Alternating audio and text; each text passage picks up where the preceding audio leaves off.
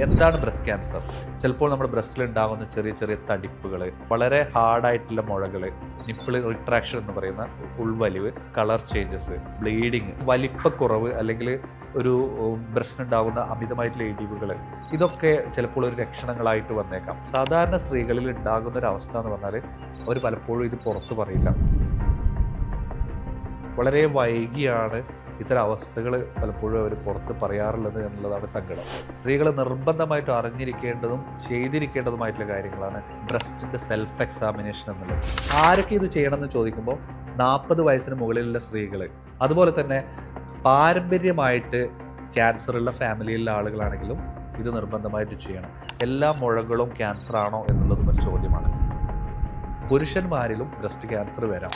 അപ്പോൾ സാധാരണ പുരുഷന്മാരിൽ ഇതുപോലെ തന്നെ സ്ത്രീകളിൽ ഉണ്ടാകുന്ന ലക്ഷണങ്ങൾ തന്നെയാണ് ബ്രസ്റ്റിൻ്റെ ഭാഗത്തുണ്ടാകുന്ന ഒരു കല്ലിപ്പ്, തടിപ്പ്, അല്ലെങ്കിൽ ചെറിയ ബ്ലീഡിങ്, അല്ലെങ്കിൽ ചെറിയ കളർ വ്യത്യാസം, ചില റെഡ്നെസ്, ഇത്തരം ലക്ഷണങ്ങളൊക്കെ പുരുഷന്മാർക്കും കാണാറുണ്ട്. നേരത്തെ ഇത്തരം രോഗാവസ്ഥ നമ്മൾ കണ്ടെത്തുക എന്നുള്ളതാണ് ഏറ്റവും പ്രധാനമായിട്ടുള്ളത്.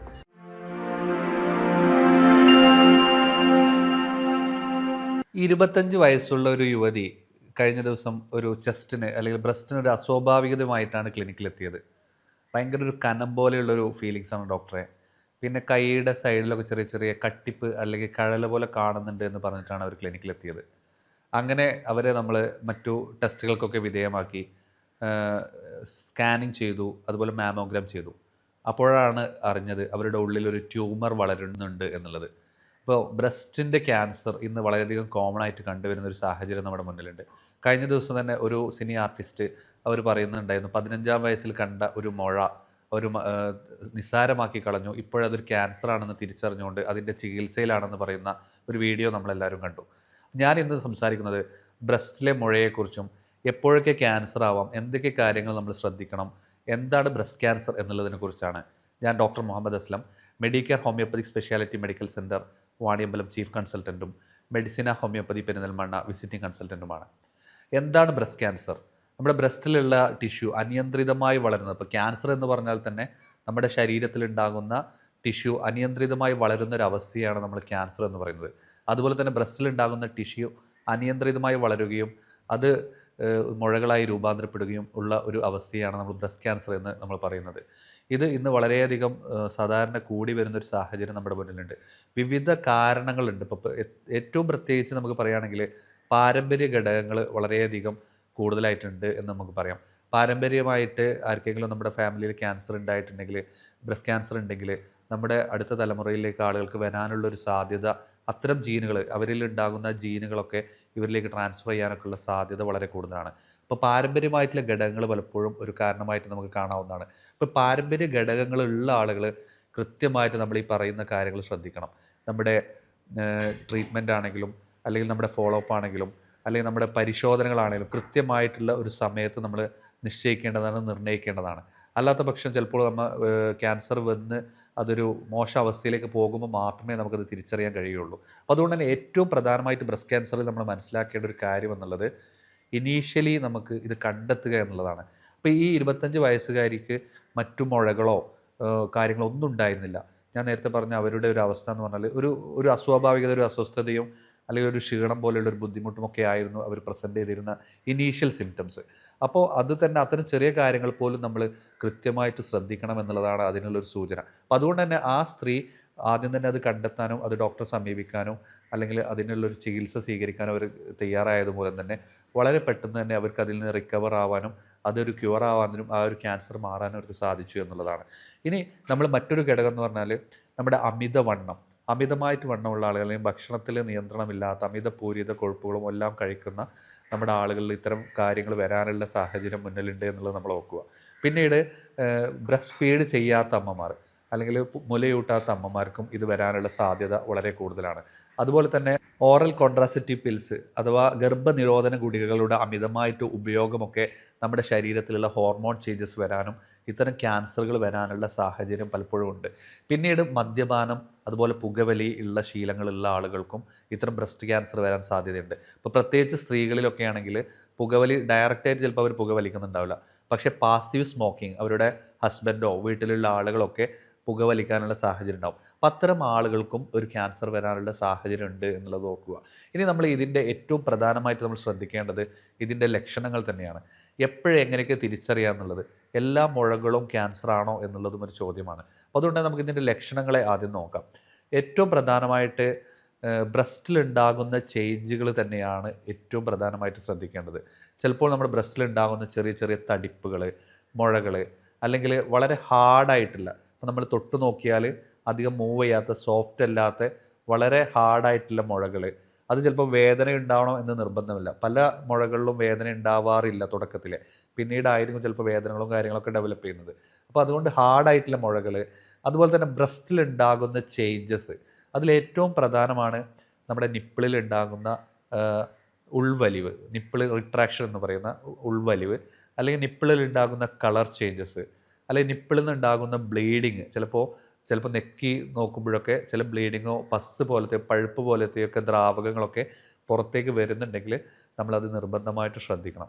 അതുപോലെ തന്നെ ഒരു പ്യൂഡി ഓറഞ്ച് എന്ന് പറയുന്ന ഒരു കളർ ചേഞ്ച്, നമ്മുടെ ഓറഞ്ചിൻ്റെയൊക്കെ തൊലി ചുളുങ്ങിയ പോലെ നമ്മുടെ ബ്രസ്റ്റിന് ഉണ്ടാകുന്ന ചേഞ്ചസ്, അല്ലെങ്കിൽ വലിപ്പക്കുറവ്, അല്ലെങ്കിൽ ഒരു ബ്രസ്റ്റിനുണ്ടാകുന്ന അമിതമായിട്ടുള്ള ഇടിവുകൾ, ഇതൊക്കെ ചിലപ്പോൾ ഒരു ലക്ഷണങ്ങളായിട്ട് വന്നേക്കാം.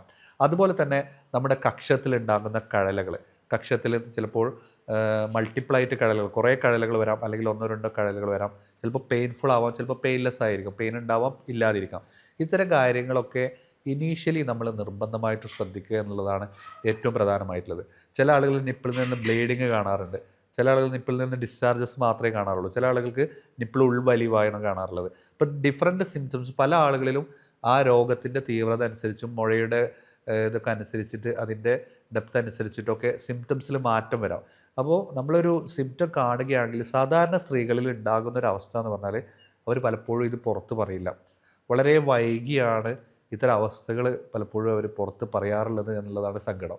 വളരെ വൈകുമ്പോഴേക്ക് ഇത് വളരെ മൂർച്ഛിക്കുകയും, ഇത് ചിലപ്പോൾ ഇനീഷ്യലി നമുക്കൊരു സർജറി ചെയ്തിട്ടോ അല്ലെങ്കിൽ ചെറിയ പ്രൊസീജിയറൊക്കെ ചെയ്തിട്ട് എടുത്ത് കളയാവുന്ന മുഴകൾ നമ്മൾ പുറത്ത് പറയാത്തത് മൂലമോ അല്ലെങ്കിൽ രോഗം കണ്ടെത്താത്തത് മൂലമോ അത് വളരെ വൈകുകയും മറ്റു അവസ്ഥകളിലേക്ക്, അല്ലെങ്കിൽ ശ്വാസകോശത്തിലേക്കോ ലിവറിലേക്കൊക്കെ ഈ ക്യാൻസർ പടരുന്നതായിട്ടും പലപ്പോഴും കണ്ടിട്ടുണ്ട്.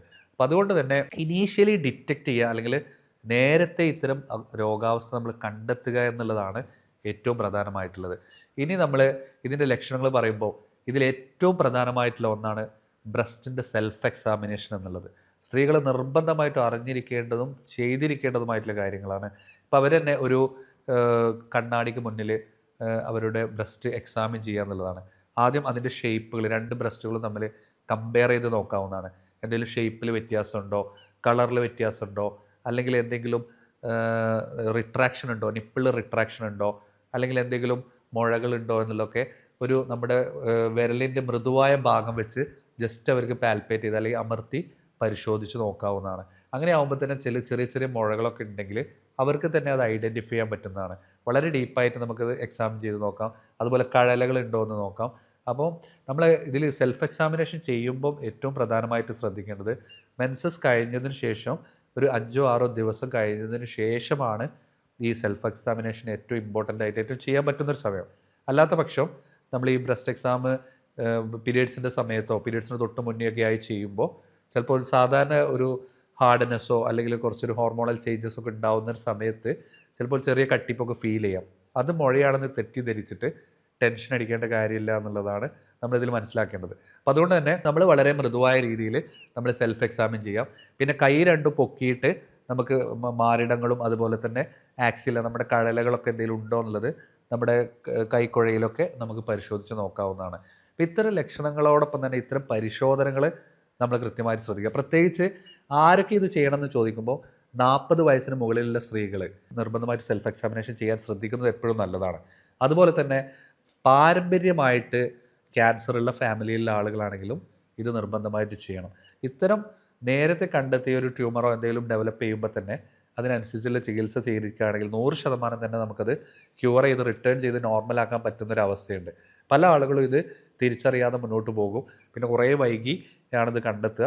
പിന്നെ ചികിത്സ ബുദ്ധിമുട്ടാവും, മാനസികമായിട്ട് തളരും, ശാരീരികമായിട്ട് തളരും, ഫിനാൻഷ്യലി അതുപോലെ തന്നെ സാമ്പത്തികമായിട്ട് ട്രീറ്റ്മെൻറ്റിൻ്റെ കോസ്റ്റും കാര്യങ്ങളായിട്ട് വളരെയധികം തകർന്നൊരവസ്ഥ പലപ്പോഴും കണ്ടിട്ടുണ്ട്. അപ്പോൾ അതുകൊണ്ട് നമ്മൾ ഏറ്റവും പ്രധാനമായിട്ട് ഇതിനെ കണ്ടെത്താൻ ഈ കാര്യങ്ങൾ സ്ത്രീകൾ അറിഞ്ഞിരിക്കണം എന്നുള്ളതാണ് പ്രധാനമായിട്ടുള്ളത്. ഇനി മറ്റൊരു ചോദ്യമാണ് എല്ലാ മുഴകളും ക്യാൻസർ ആണോ എന്നുള്ളത്. അപ്പോൾ ഞാൻ നേരത്തെ അതിൻ്റെ സിംറ്റംസ് പറഞ്ഞു. ചില മുഴകളുണ്ടാവാം ഫൈബ്രോസിസ്റ്റിക് അഡിനോമ എന്ന് പറയുന്ന രീതിയിൽ, അല്ലെങ്കിൽ ചെറിയ സിസ്റ്റ് പോലെ ഫോം ചെയ്യുന്നത്, അല്ലെങ്കിൽ ബ്രസ്റ്റ് ആബ്സസ് പോലെയുള്ള കാര്യങ്ങൾ. ഇതെല്ലാം ക്യാൻസറസ് അല്ലാത്ത മുഴകളാണ്.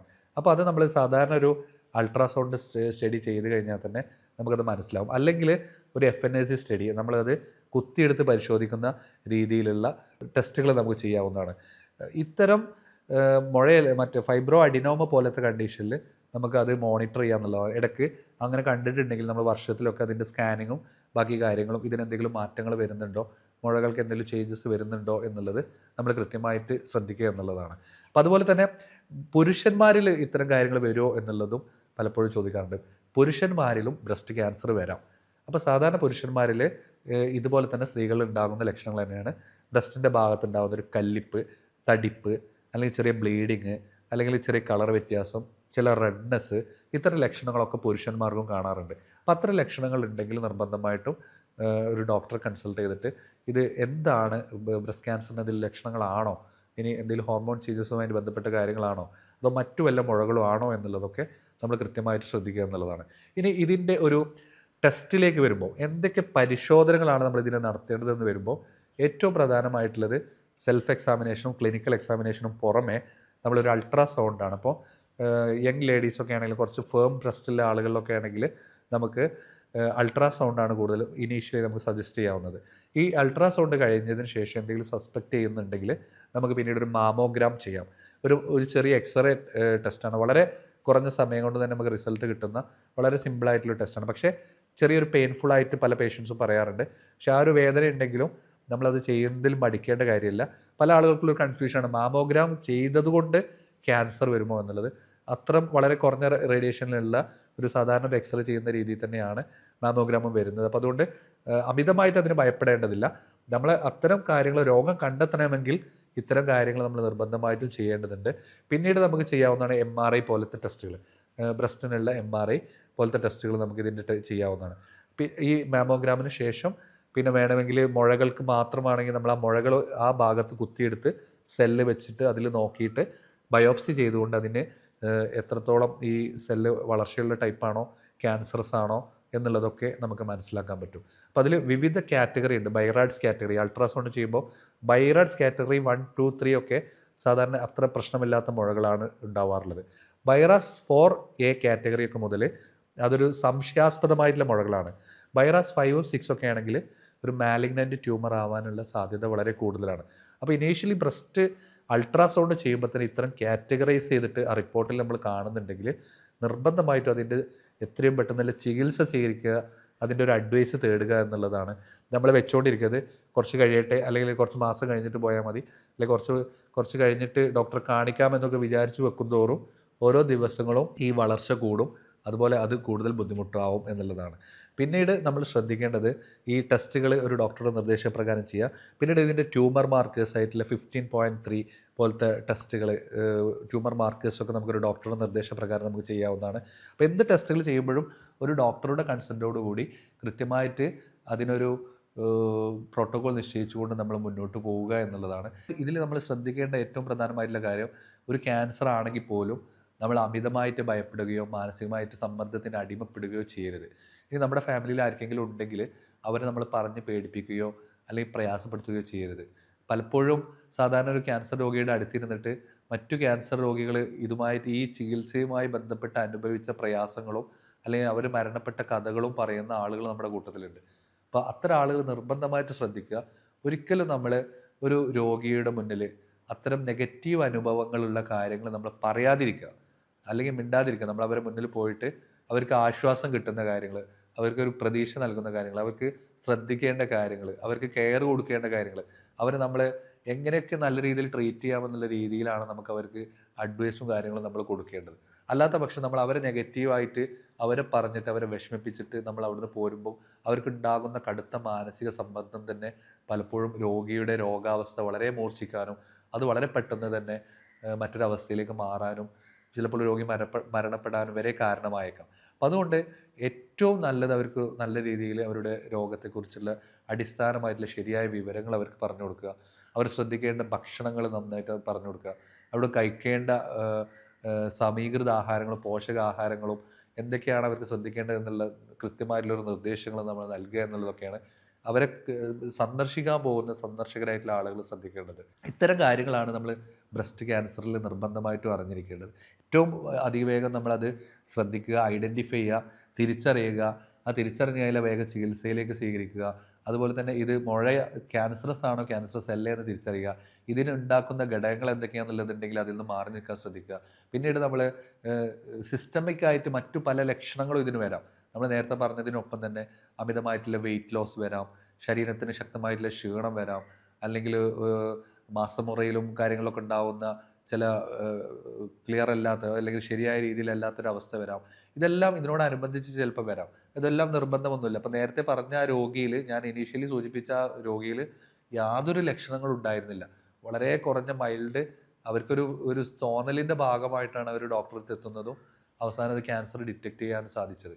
അത് ചിലപ്പോൾ അവർ വർഷങ്ങളോളം ചിലപ്പോൾ ഇവർ കൊണ്ടുനടന്ന് മിണ്ടാതെ ഇരുന്നിട്ടുണ്ടെങ്കിൽ ചിലപ്പോൾ അത് മൂർച്ഛിച്ച് പിന്നീട് ഒരു സ്റ്റേജ് റിക്കവർ ചെയ്യാൻ പറ്റാത്തൊരവസ്ഥയിലേക്ക് പോയിട്ടുണ്ടാവും. അപ്പോൾ അതുകൊണ്ട് നമ്മളെല്ലാ സുഹൃത്തുക്കളും, ഈ വീഡിയോ കാണുന്ന എൻ്റെ സുഹൃത്തുക്കൾ പരമാവധി ഈ വീഡിയോ ഷെയർ ചെയ്യുക. ഈ വിവരങ്ങൾ അടിസ്ഥാനമായിട്ടുള്ള വിവരങ്ങളാണ് ഞാൻ പറഞ്ഞത്. ഈ വിവരങ്ങൾ നമ്മുടെ സുഹൃത്തുക്കളുമായിട്ട് പങ്കുവെക്കുക.